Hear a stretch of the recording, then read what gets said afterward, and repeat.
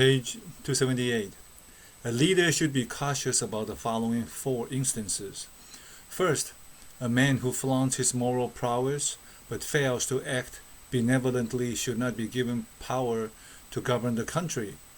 Second, a man who is not ready to make way for a virtuous man cannot be conferred a noble position. Third, a man who avoids punishing his relatives and the powerful nobles should not be allowed to lead an army. Fourth, a man who attaches no importance to farming and infrastructure projects but collects taxes without any justification should not be given the post of a district governor. These 4 instances are crucial factors in maintaining national security. Page 280. Food constitutes the basic needs of the people. People constitute the backbone of a country. Country is the ground through which a ruler establishes his destiny. Page 281. Although a ruler appears noble and majestic, his high and isolated position could land him in danger. Although a civilian has a low status and remains humble, this apparently slow-witted person could have unbelievable power. When a ruler does not respect his people, his country will be destroyed. When a ruler loves and protects his people, his country will thrive and prosper. Those who govern should be aware of this principle. Page 283. According to this year's statistics, the number of cases of children who killed their fathers, young brothers, and killed their elder brothers, and wives who killed their husbands was a total of 222. In my humble opinion, this is by no means a small incident. Officials close to Your Majesty are not worried by this situation, but instead they are planning to deploy troops to settle minor scores at the faraway borders. This situation is reminiscent of a comment by Confucius. My concern is that the misery of Baron Ji Shan is not caused by foreign unrest occurring in the region of Zhuanghua Yu, but by the affairs in his family.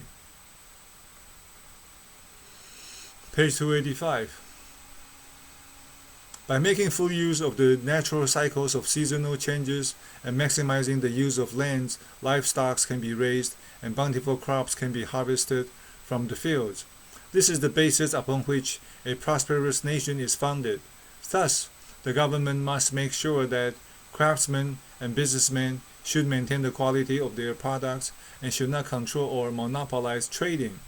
The government should be lenient to farmers and also ensure that white scholars achieve noble and honorable status.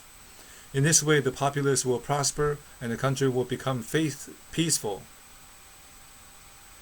Page 287. Gao Yao said, "Well, kindly consider this norm. Human virtues can be classified into 9 characteristics. 1. Generous and respectful. 2. Gentle and accomplished. 3. Honest and humble. 4. Skillful in handling matters but remain unassuming. 5. Submissive yet decisive. 6. Upright yet approachable. 7. Good-natured and ethical. 8. Indomitable yet practical and stable. 9. Tenacious yet benevolent and righteous. Auspicious indeed is a country if there are officials who possess the 9 characteristics." Page 288. As far as the appraisal of someone's character is concerned, let us take these observations into consideration. If he is a man of noble status, observe who he will nominate to become officials. If he is rich, observe to whom he will donate for charity. If he is poor, observe if he will not accept. And if he is a man of low status, observe what he refuses to do. Observe his behavior when he is in trouble to find out the extent of his bravery. Entice him with entertainment to find out whether he can stick to his principles. Give him money and goods and observe whether he can uphold his virtues. Use fear and intimidation to find out the depth of his moral integrity. In this way, we'll be able to find out the truth about this person. Page 290. When a loyal and upright minister is assigned important tasks, This is evidential of a good government. If such a minister can be brought down because of false charges, this is an early sign of chaos and disorder. Page 291. Whether a government can make critical decisions with inexhaustible wisdom, execute great plans with inexhaustible ideas, unify 100 schools of thought with untiring persuasions, and maintain an unyielding spirit while learning from ancient or contemporary views. There is no other way to achieve these except to employ virtuous and competent individuals to serve in the government. Page 292. Ancient sage rulers could live in the inner chambers of the imperial palace and were knowledgeable of matters from thousands of miles away, sit on their mattress with hands clasped in ease, and were knowledgeable of the state of affairs at the furthest corners of his kingdom, all because they had virtuous and competent men and women to work for them. Page 293. The presence of virtuous officials will transform people into becoming honest and kind. The presence of wicked officials will transform people into becoming evil and mean. When honesty and kindness prevail, there will be peace and prosperity. When evilness and selfishness prevail, the fate of the nation would be at stake. Page 294. A sage ruler will surely recognize the contributions of virtuous individuals and appoint them to undertake important tasks so that they can serve him wholeheartedly and wisely and remonstrate with him without the fear of being persecuted. Page 295. An inefficient government may not only be due to treacherous ministers, but also due to a ruler's inability to use the right people to do the right tasks. For instance, Bai Li Xi appeared foolish when he served in the state of Yu, but performed brilliantly when he served in the state of Qin. Another example was Yu Yangruan, who led a contemptible life when he served in the household of the nobleman Zhong Han, but showed high moral integrity when he served the nobleman Zi Bao. These are obvious examples attested by the ancients. 296. A wise ruler will appoint competent and virtuous people to help him accomplish great missions. An unwise leader will appoint people with similar personalities and preferences as himself. Page 297. A wise ruler is consistent when it comes to appointing the right candidates to serve in the government, and the recruitment process that he employs is thorough and extensive. By being consistent, he prevents treacherous people from sowing discord, and when the recruitment process is extensive, the channels of recruiting virtuous candidates are never blocked. If appointments are done in an inconsistent manner, false charges will arise and disloyalty will follow. If the recruitment process is not extensive, all channels will be blocked and virtuous candidates will be neglected. Page 299. Do not elect a candidate based solely on his popularity. Popularity is like the picture of a biscuit sketched on the ground that cannot be eaten. Page 300. Thus, before a builder can commence construction, he must first select good craftsmen and then prepare the materials needed. Likewise, a ruler must first select good ministers before he can run the government well and deliver beneficial results to the people. Page 205. To appease people or countries from afar and bring harmony to those close at hand, nothing can be more important than winning the hearts of the people. In order to achieve this, nothing can be more pressing than hiring virtuous people to serve in the government. To ensure that the ability of the virtuous and able is properly tapped, a proficiency assessment and dismissal system must be established.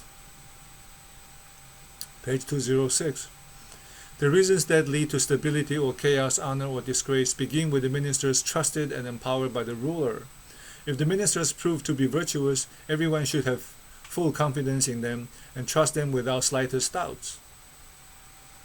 In ancient times, only the capable and virtuous were permitted to preside over criminal and penal matters, and so cases of unjust prosecution should be avoided. The blessings of a peaceful and prosperous nation are, in fact, the result of this key factor.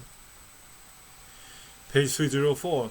A man who cannot distinguish a pure tone from an overtone should not be allowed to tune a musical instrument. A man who does not know how to eradicate the root cause of unrests should not be allowed to make laws and regulations. Page 305. A man with great talent and bold vision should not be ordered to act quickly and cleverly. A man of minor intelligence should not be appointed to undertake matters of great importance. Okay, I found this on the web for with great talent. 306. The sage ruler of ancient times placed justice as a priority in governing. When governing was done without selfish motives, peace and harmony could be achieved. For the people, by the people. Page 307. When we see others perform good deeds, we should be joyous as if we had done the same. When we see faults in others, we should consider these faults as if they are ours. Heaven and earth give life to everything without expecting anything in return. Hence, only the one who could uphold this demeanor and offer himself to serve selflessly is deemed the son of heaven. Page 308. The governing principles of the ancient sage rulers are as follows. 1. Honor the law of nature. 2. Discipline oneself and teach by exemplary roles. 3. Appoint able and virtuous people to hold office. So is the Tao, and align oneself with the Tao. 4. Experience and observe the living conditions of the people. Mother Teresa lived among the poorest of the poor as a poor herself. 5. Develop a reasonable legal system. 6. Accomplish peace and prosperity for the country and its people. Be honest and faithful and act in accordance with the law of nature. Preserve diligently with self-cultivation.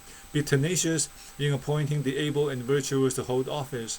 Experience and observe the living conditions of people mindfully. Follow the natural law to establish the legal system. And be resolute and pragmatic in striving for achievement. These are the essential governing principles of the ancient sage rulers. Page 311.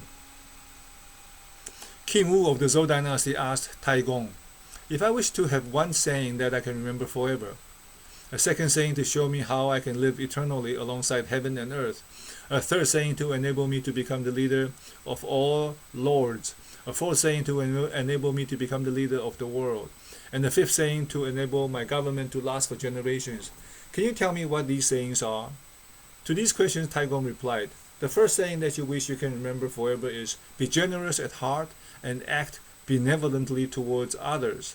The second saying that enables you to live eternally alongside heaven and earth is, your actions must correspond to your words and be as upright and selfless as heaven and earth.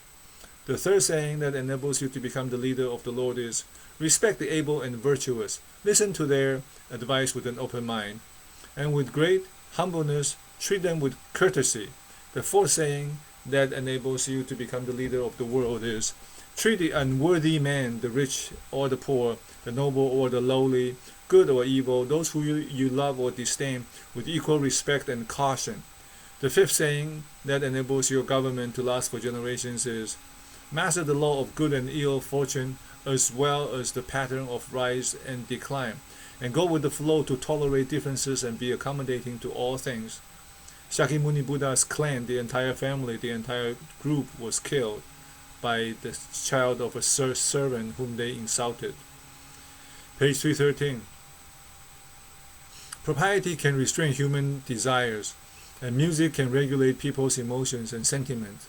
The introduction of effective government policies can achieve the goal of educating and transforming the people, and the enforcement of corporal punishment can deter criminal offenses. Thus, making full use of these four factors, propriety, music, corporal punishment, and government policies that are not contradictory to one another, the formation of a benevolent administration is deemed complete. Page 315. The foundation of governing is built upon these four factors: benevolence, to love and care for the people; 2. Righteousness, to do what is right; 3. Propriety, to conduct oneself according to the norms of civility; 4. Wisdom, the basis of strategies. To pursue benefits and eliminate what is harmful to the people, and to love all with no selfish motives is benevolence. To be able to distinguish right from wrong and to know what is the right thing to do is righteousness. To be able to conduct oneself decently and to be fully aware of the status of seniority and juniority is propriety. To know when to exercise the power for passing life or death sentences. To make way for worthy men to serve in the government and women. To regulate laws concerning commercial transactions. To discuss the advantages and disadvantages of different issues so that the ruler can be fully aware of the actual state of matters is strategy. These four factors are indispensable elements in ruling a country. Page 316. Propriety is intended to put righteousness into effect. Trustworthiness is intended to put the practice of propriety into effect. And corporal punishment is intended to deter acts of evil. Can a ruler manage without these three vital factors? Page 317. Zhengzi said, there were 5 approaches that the ancient sage rulers employed to rule their country. Respect the nobles, revere the virtuous, cherish the aged, honor the elders, and be tender to the children. In America, they talk about treating the people who are at the dawn or the dusk of their lives is a reflection of their civilization. And Martin Luther King said, of all injustice, the worst kind of injustice is injustice in the healthcare system. Page 318. Good administrators will observe established social customs before implementing policies that can teach and transform the people. They will also examine past errors and set up systems to rectify them, using the penalty and reward measures, moral education as well as a military defense mechanism alternately. Only with these implementations can a government adapt to contemporary times and reconcile people who are discontented with the current state of affairs. Page 319. The great virtue of heaven and earth is the giving and maintaining of life. What is most precious for the sage is to get to a prestigious position in which he can exert his influence. What will guard this position for him? Benevolence. How shall he gather a large population around him? By the power of his wealth, the right administration of that wealth, correct instructions to the people, and prohibitions against wrongdoing constitute his righteousness. Page 320. King Wen sought this advice from his teacher Tai Gong. In my capacity as a ruler, who should I respect or ignore? Whom should I appoint or reject? And what are the things I should prohibit and guard against? Tai Gong answered, you should respect people who are virtuous and competent, ignore people who are unworthy, appoint people who are trustworthy, and reject people who are deceitful and hypocritical. You should prohibit riots and discourage extravagant practices. Page 321. Xi Jing, the book of poetry, said, a gentle and elegant maiden will make good spouse for a man of noble character, Junzi. This refers to a maiden who is chaste and composed, loyal and devoted. Her sensuality is not revealed in her demeanor, and she never discloses intimate moments in her conversations. Thus, she is fit to be the spouse of the noblest ruler and bears the responsibility of honoring the rites of the ancestral shrines. This is most important among the principles of social order and the laws of the state, and it also serves as the beginning of any lessons given by the sage rulers. Page 323. The book of Zhou Yi said, a husband has his correct place in the outer trigram, providing financial support to the family, and the wife has correct place in the inner trigram, taking care of her husband and children. Their husband and wife occupy their correct places is the greatest righteousness of heaven and earth. In modern days, things have changed. Women are working, making a lot of money, oftentimes more than men. However, a man cannot get pregnant, breastfeed, or have this kind of tightness as a mother and a child. Page 325. The ancient sage rulers would not lavish time managing the daily affairs of the people, but would spend most of their time regulating people's mind. Thus Confucius said, in hearing lawsuits, I am no different from everyone else. What is different, however, is that I try to educate the people to not engage in litigations. In addition, guide them with virtues and teach them civility. When the people love each other, they will not harm one another. If they heed righteousness In all their actions, they will not harbor wickedness. All the above will never be rectified by enforcing the law and implementing severe punishment. It can only be achieved through moral education. Above all, educate first. Page 327. When appealing to a man of noble character, Junzi, one has to employ reasons. When deterring a scoundrel from wrongful acts, one has to impose punishment. Rewards and punishment are the most ideal means to confer honor or humiliation. Hence, propriety, education, sense of honor, or shame are measures that are suitable for dealing with Junzi, while fetters, handcuffs, and floggings are used on a scoundrel to subdue his wickedness. Junzi cannot tolerate humiliation, let alone being fettered and handcuffed. A scoundrel is not afraid of physical punishment, let alone being humiliated and dishonored. Individuals whose characters stand between these two extremes must be corrected using both propriety and punishment. If we abolish the teaching of moral and ethics, we will drive people toward becoming scoundrels. If we educate them with moral and ethics, they will become Junzi. Such is known as the evidential transformation. We can transform people. That's called reformation, right? Page 329. To win the full support of the people, there is nothing better than to provide benefits for them. To achieve this, nothing is better than an education policy that can transform them into better persons. Page 331. The teaching of Junzi begins with honoring the ruler and the elders when away from home and respecting parents when at home. In serving his ruler, he will honor him through his actions. Whatever he does not like in the behavior of his superiors, he will not do the same to his subordinates. Whatever he does not approve of in the behaviors of his subordinates, he will not do the same to his superiors. Therefore, Junzi proceeds from filial piety and is not manifested most appropriately in the ceremonial offerings to gods and ancestors. Hence, there is a saying, the first and greatest teaching is to be found in ceremonial offerings. However, if he has doubts about this ritual and provide offerings without gratefulness of his deceased relatives, what good does it do to make these offerings?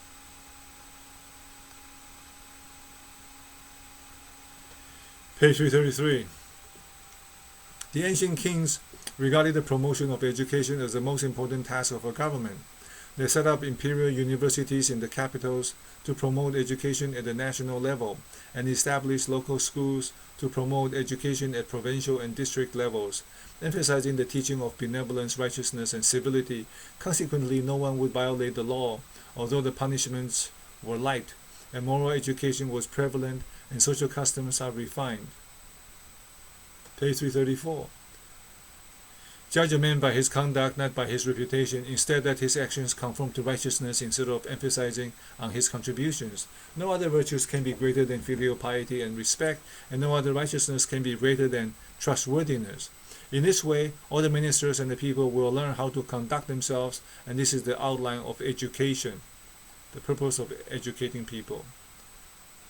Page 336. The sage rulers cultivated righteousness along with propriety and to regulate the human mind. Thus the human mind could be likened to the field where the kings performed his cultivation. Propriety was used for plowing, righteousness was used for sowing the seeds, education was used for weeding, benevolence was used for harvesting, and lastly, music was broadcast to ease the minds of the people. A government that does not observe propriety is like a farmer who has no tools to work with. If propriety does not set righteousness as its purpose, it is as if no seeds are sown in the plowed fields. If righteousness is not justifiably applied, because lessons have not been conducted to explain its applications, it is as if weeding is not done after the seeds are sown.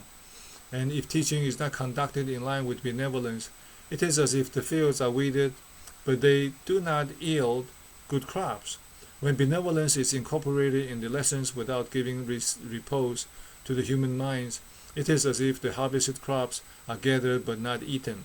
When music cannot educate and transform the human mind to achieve a state of tranquility, it is as if harvested crops are eaten but they do not bring health benefits. Page 339. During spring and autumn, the crown prince would enroll in school. At the beginning of the school term, retired senior ministers and scholars were invited to sit at their respective honor seats as the prince held a platter of food with both hands to serve these elders. This was a right to educate the people that all children must perform their filial duties. The carriage that the prince rode on was decorated with bells. As a royal custom, he would stroll rhythmically to the ancient tune of Chai Chi and proceed briskly to the tune of Xisha, indicating to the people that everything must be done in accordance with propriety. With regard to animals, he would not kill them for meat, and if he could hear their cries, he would not bear to eat their meat. Thus, the rule of distancing oneself from the kitchen was established as a means to increase one's compassion and to show that human beings are by nature benevolent. Page 340. Confucius said, a sage ruler will use a combination of laws and punishments to govern and transform the people. The best way to achieve this end is to educate people about the values of virtues and to use propriety to control their desires. Second to this is to enact laws to guide the people and to use punishment to deter people from committing crimes. It is only when education fails to transform unbecoming behaviors, the guidance fails to deter a person from committing offenses, that punishment will be used to stop the offenders from corrupting the society. Page 342. A sage ruler would devote more efforts toward education rather than prohibitions, for he knew prohibitions and precautions alone could not be relied upon to transform human behavior. Page 343. Once the practice of imposing severe punishment is employed, the custom of resorting to illegal means to escape punishment will spring up, but the practice of humaneness can gain people's trust, thus making the effect of transformation much more noticeable. Using illegal means and loopholes to escape from punishment will lead to strings of deviant behavior. Whereas people are touched by the humaneness of an official, they will remember the kindness that the official long after his passing.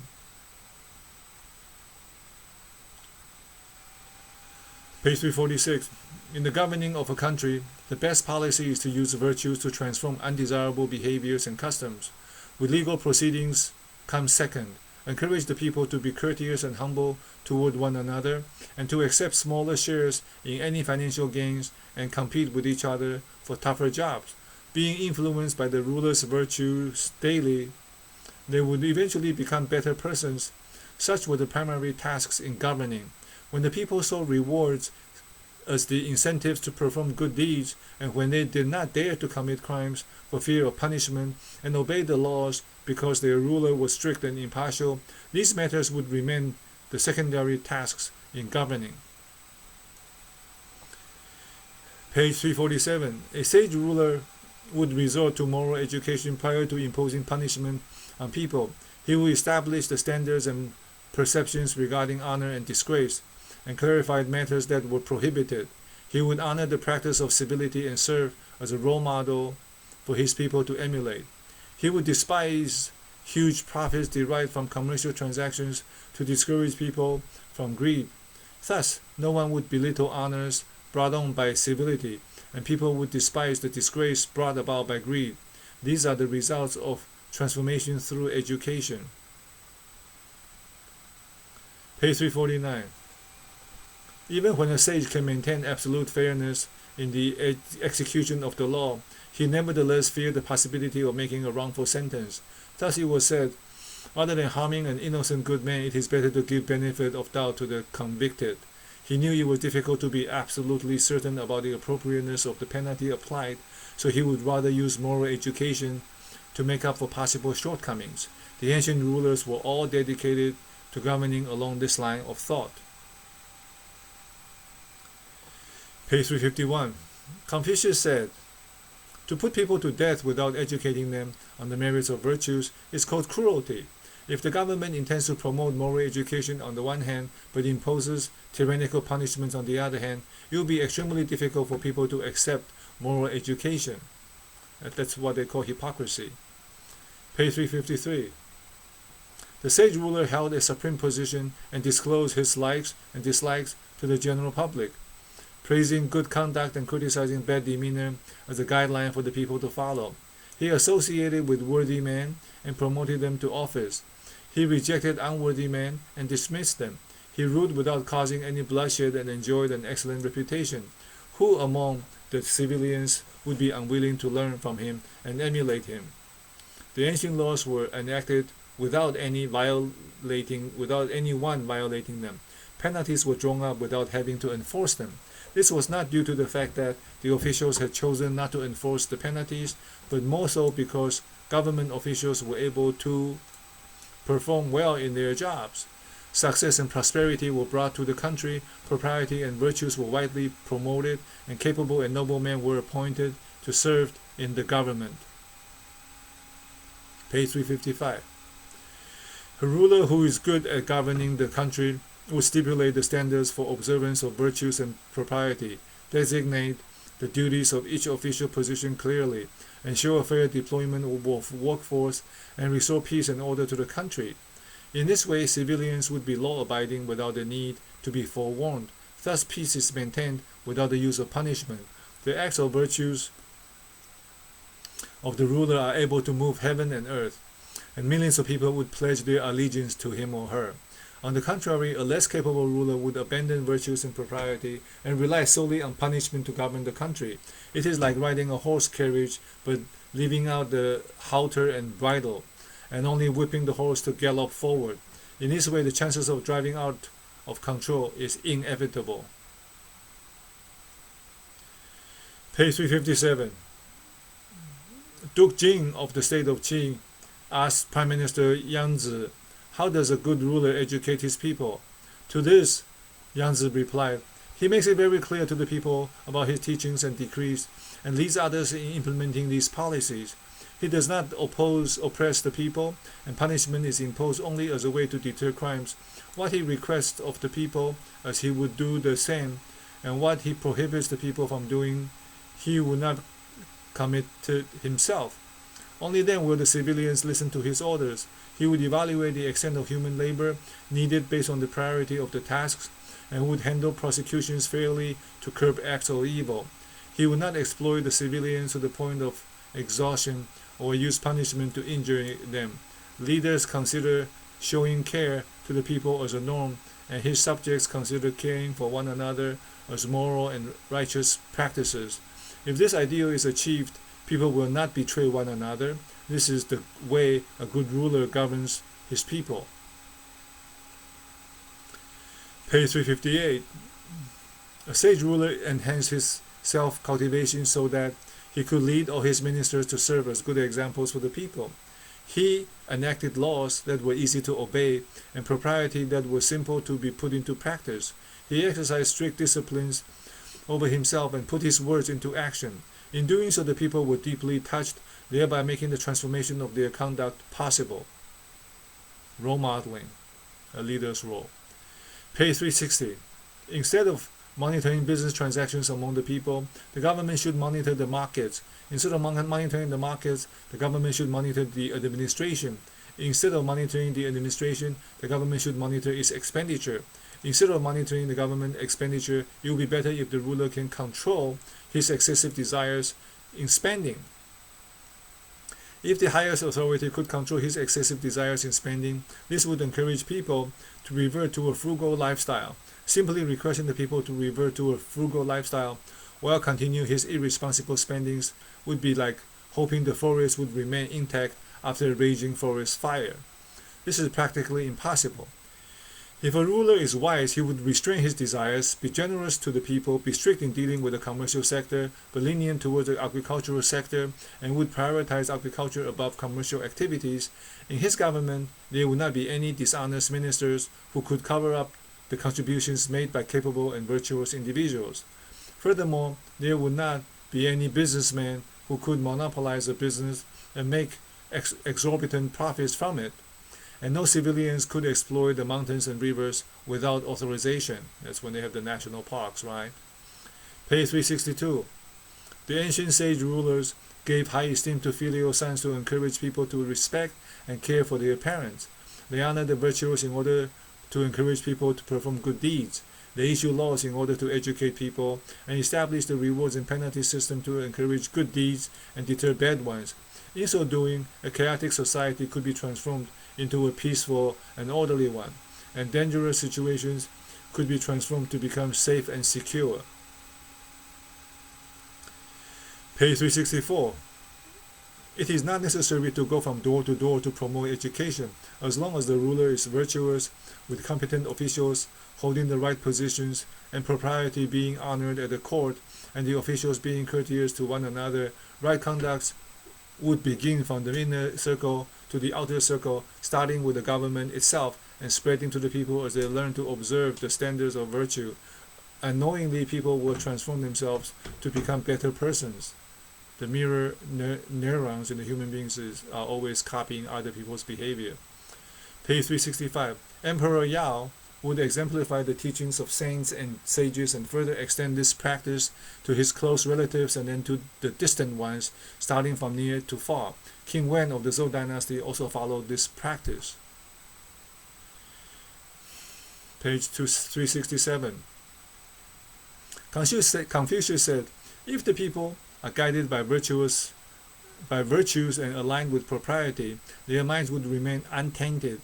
And if they are guided by the policies and aligned with punishments, their intention is to dodge punishments will exist. Hence, the ruler loves the people as if they were his children. They will in turn love him dearly. If he can unite them with his integrity, they will not turn away from him. If he can respect and foster bitter ties with the people, they will naturally pledge their allegiance to him. When FDR passed away and his body went across the country in a train, all the people came out and wept. Page 369. The man of noble character Junzi said, not for one moment can human live without propriety and music. Immersing oneself in music serves to embellish the mind, while immersing oneself in propriety serves to regulate the body and one's words and deeds. If there is for one moment a hint of dissatisfaction and misery in the mind, vulgarity and hypocrisy will seize this opportunity to creep into the mind. If there is for one moment any loss of dignity and respect in one's composure, arrogance will seize this opportunity and sneak into the mind. Thus, music regulates the mind and propriety regulates the composure. The most virtuous music can help a person to be decent. When his mind is peaceful and his composure is respectful, no one would provoke a fight with him or despise him. Page 370. Use propriety to regulate the human mind. Use music to regulate human sentiments. Use law to standardize human behavior, and use punishment to deter wickedness. Propriety, music, punishment, and law all share the same goal, which is to guide the human mind toward the virtuous path and realize the ideal of a peaceful world. Page 371. The populace will enjoy stability when propriety and music are widely promoted for educational purposes. When propriety and music lose its educational purposes, social unrest will emerge. Page 372. The fact that China had managed to control its surrounding foreigners was attributed to the promoting of propriety and music, without which humans are no different from the beasts and may even be worse. Why is this so? Unlike a leopard that cannot change its spots, humans can use their intelligence to exercise control over their physical bodies. If this intelligence is used without restraints, it will cause endless harm to one another. What can be more detrimental than this? Page 374. Yang Yin said, the practice of using propriety to govern the country existed a long time ago, perhaps as far back as the beginning of heaven and earth. If a ruler is kind and virtuous, his ministers will serve him with great reverence. If parents are kind, their children will be filial. If the elder siblings treat their younger siblings with fraternal love, the younger brothers will in return treat them with respect.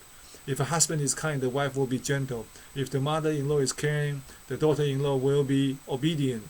These are all the essential attributes of propriety. Page 376. People who do not understand propriety are unlikely to be law-abiding. Laws can teach a lesson to unfilial children, but are unable to make them behave like filial children. Laws can also punish criminals, but are unable to make them feel shameful. And if they don't feel shame, they will do it again. Page 377. When people do not have a sense of shame, they cannot be made to obey the law. If propriety is not practiced, their sense of shame cannot be established. Not even the law can make people correct their behavior if the populace does not understand the purpose of propriety. People will not look up to propriety if government fails to promote good deeds and eliminate bad behavior. Page 378. Confucius said, according to the rules of propriety, are gems and silk all that is meant by propriety?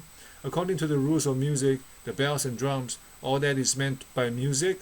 The importance of propriety lies in the fact that it can establish the ruler's position and so he can govern the country well. While music is not just about striking bells and drums, but it can regulate and bring about refined social practices. Page 379. Zhengzi said, when we say put into practice, it means the practice of propriety. Propriety is the respect shown to the nobles, the filial obedience shown to parents, the kindness shown to children, the friendliness shown to young people, and the care and help shown to the poor and the needy. These are all the significance of propriety. Page 380. By regulating law, rules, and customs for marriage and proper civility between males and females, as well as the husbands and wives, issues relating to promiscuity can be prevented. By implementing educational policies that promote integrity and the sense of shamefulness, people will be encouraged to be contented, and thefts and robberies can thereby be prevented. Stressing virtues as a noble norm to acquire royal titles will influence the populace to become honest and kind. The composure of a sage ruler. In attending to the rights of heaven, in serving his parents, in managing his administration by working with ministers and advisors, must all be done in accordance with propriety, so that the norm of moral and ethics is fully demonstrated. In attending to the rights of heaven, he displays respect and caution, reverence and fear. In serving his parents, he displays gentleness, respect and modesty. In governing the people, he displays regality and respect. In working with ministers and advisors, he radiates generosity, peace, and benevolence. In all his demeanors, he stays on course with propriety, and everything he does is within the parameter of benevolence and honor. So he is fit to be a role model for the people. Page 383. The ancient funeral rites included crying, beating one's chest, and stamping one's feet to express extreme grief, while the ancient rejoicing rites including singing and dancing to express one's pleasures. To an upright person, these rites are sufficient to conform to his sincerity, and to an immoral person, these rites were sufficient to guard against his mistakes. Page 384. If music is customarily used for educating people to ease their mind, nobody will have any grievances.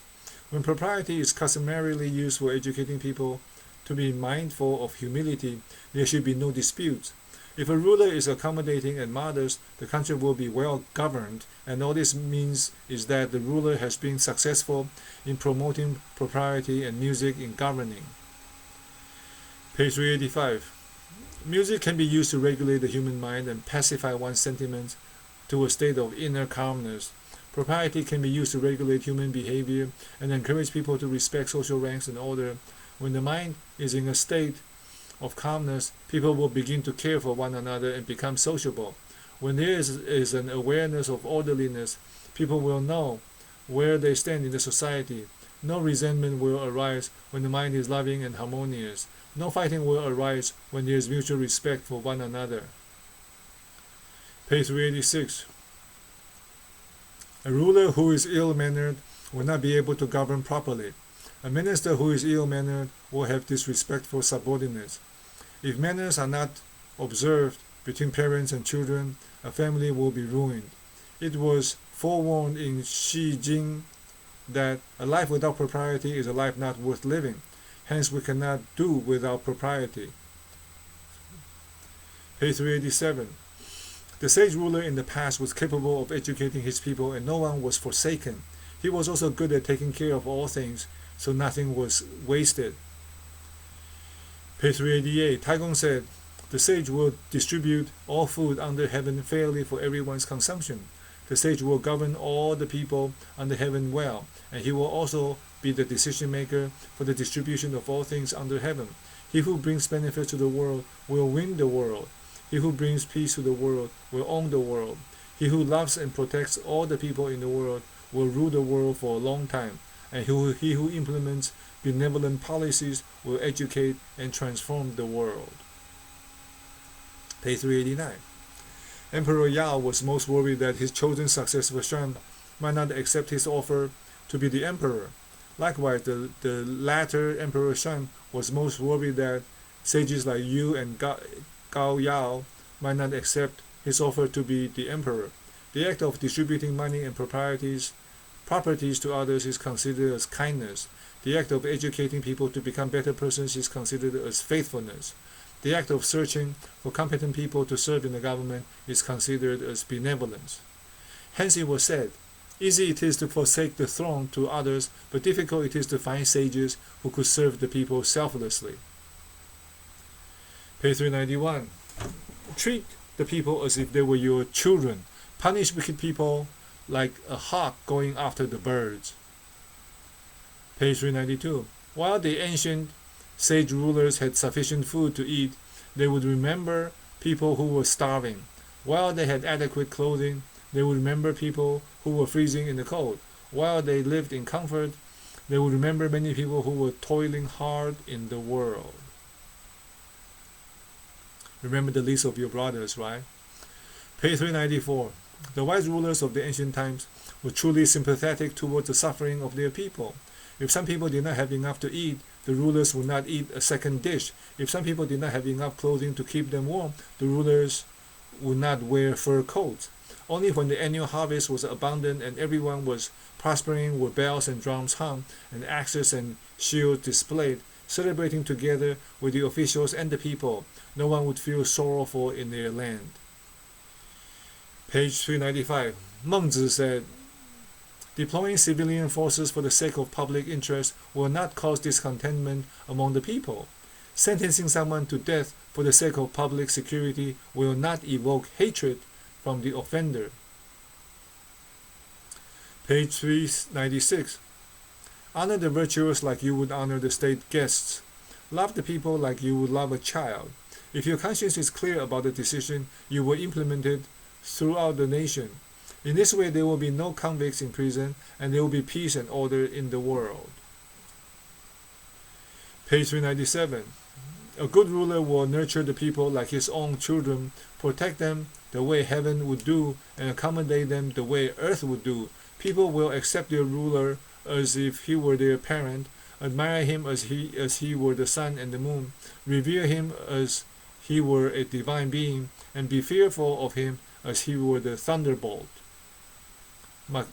Niccolo Machiavelli talks about the end justifies the mean. It's better to be feared in the book The Prince. So here is about being loved and respected and feared. Page 398. If a ruler regards the happiness of people as his own, the people will also regard his happiness as their own. If a ruler sees the concerns of the people as his own, the people will also regard his worries as their own. Both the happiness and hardship of the people were inseparable from his conscience.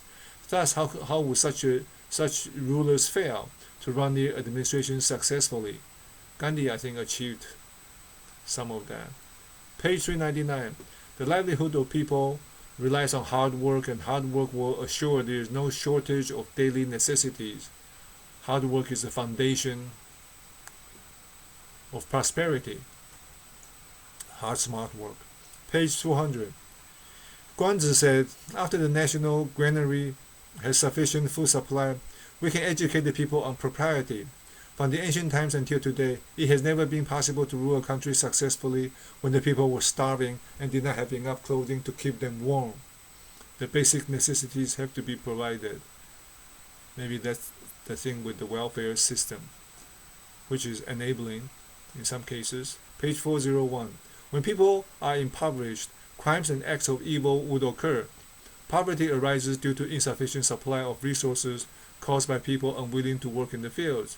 When agricultural productions are set aside, Families will not settle in one place for long and will migrate from one place to another.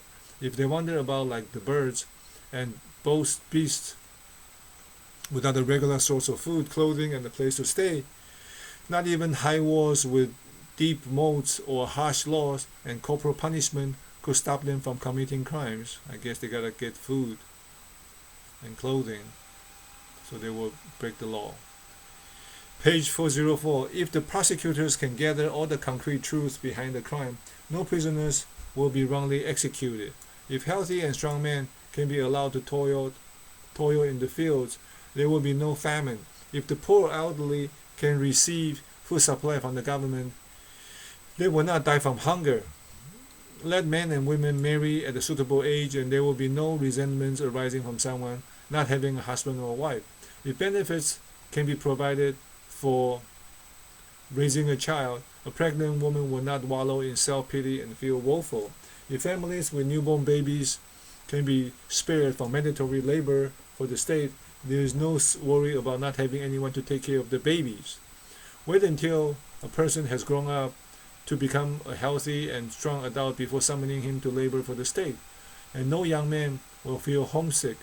Furthermore, if old people are not enlisted in the army, there is no worry that they may collapse on the road during a drill. Attend to ill people with medication.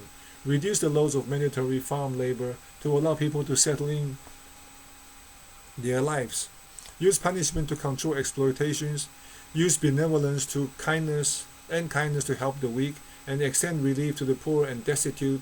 In 10 years' time, women who reach the mature age will fill the streets and alleys. In 20 years' time, men who can be enlisted into the army will be all over the country.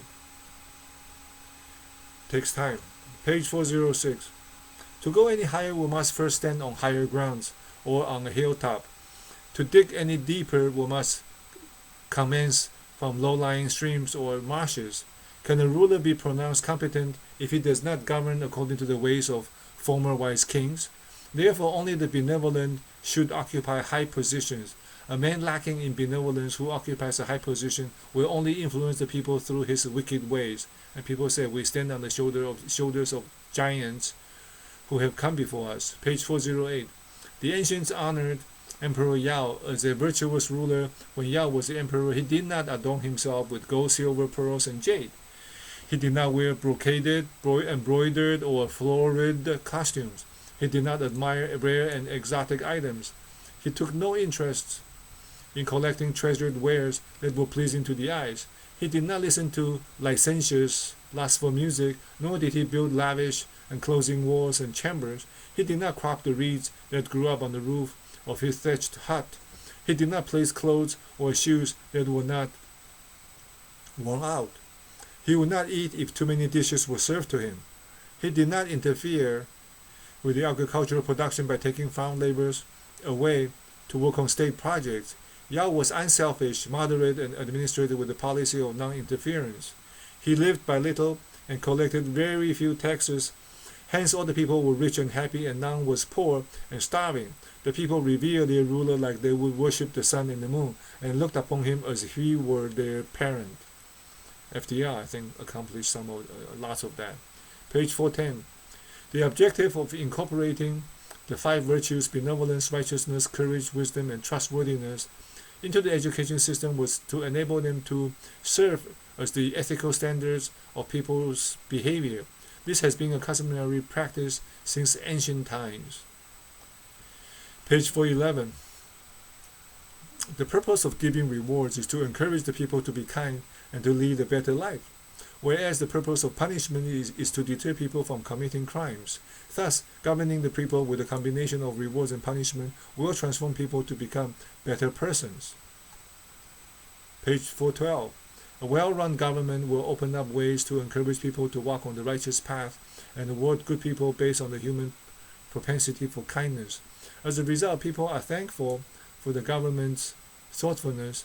At the same time, a good government will stop all evil means that can mislead people to commit crimes and impose punishments based on human dislikes for wickedness.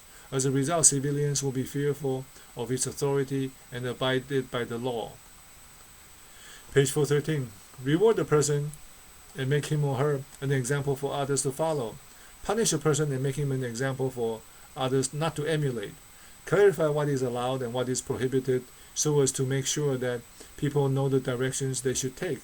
In this way, the virtuous will have no worries, the intelligent will have no fear, and no aspiring officials will risk walking on the path of corruption. Page 414.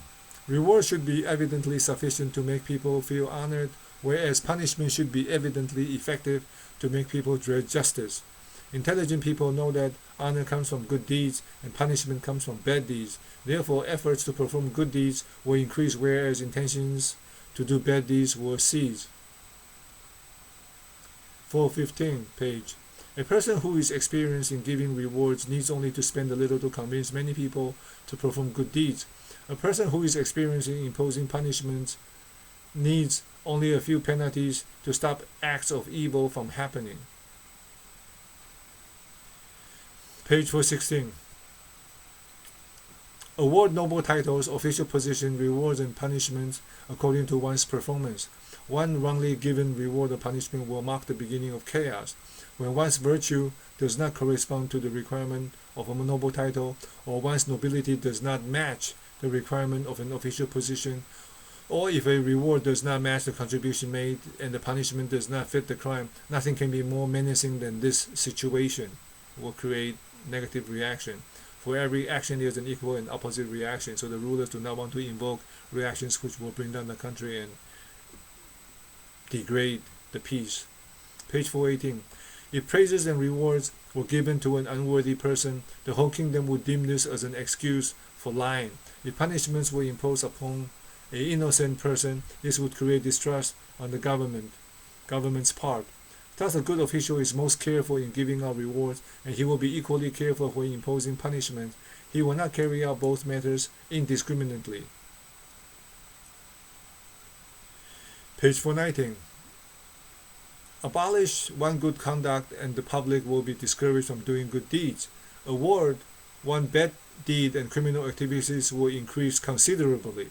If kind people receive blessings and wicked people receive fair punishments from the state, the country will enjoy peace and order, and the practice of doing kind deeds will flourish. Amazing. Page 420. If a reward system is unable to encourage people to do kind deeds, it is regarded as hindering virtues. If a penalty system is unable to deter people from doing unlawful acts, it is regarded as inducing wickedness. Page 421. A good ruler will not give out rewards excessively, and neither will he impose punishments indiscriminately. He makes sure that excessive rewards are not given to undeserving persons, and unjust punishments are not imposed on innocent people. In the event that rewards and punishments are not impartially given, it would be better to offer more rewards than to abuse punishment. Page 422. Decently related people will not be ignored in the provision of rewards, and close relatives will not be spared from the imposing of penalties. Those without contributions cannot be granted the rank of nobility, and those who have violated the laws must be sentenced although they belong to the noble class. When such practices are carried out, all officials, whether they are virtuous or unaccomplished, will serve the country selflessly. That's why in the U.S. the symbol for justice is a Lady Justice. She's blindfolded. She will provide punishment or freedom indiscriminately, regardless who it is. Page 423. Implementing moral education to achieve transformation is a virtuous way of a wise ruler. Punishment is only used to uphold the values of moral education. First, educate. Page 424. Law and order are merely instruments used in governing a country. They are not the root cause leading to a clean or corrupt government. Page 426. The ancient sage rulers pledged vows to keep themselves aligned with virtues so that people would not neglect the importance of propriety.